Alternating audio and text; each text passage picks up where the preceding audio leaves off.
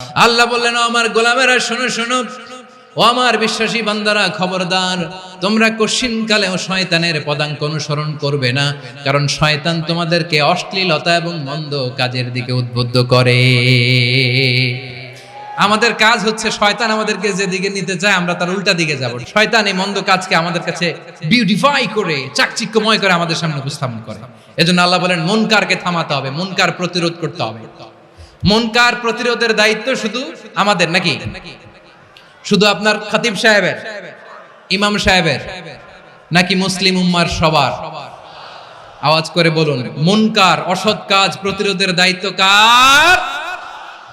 রাব্বুল আলামিন বলেন, কুনতুম খায়রা উম্মাতিন উখরিজাত লিন-নাসি তা'মুরুনা বিল মা'রুফি ওয়া তানহাউনা আনিল মুনকার।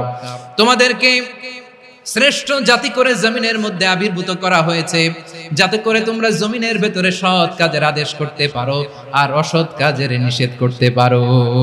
উম্মাহ কুনতুম খায়রা, তাহলে গোটা উম্মার দায়িত্ব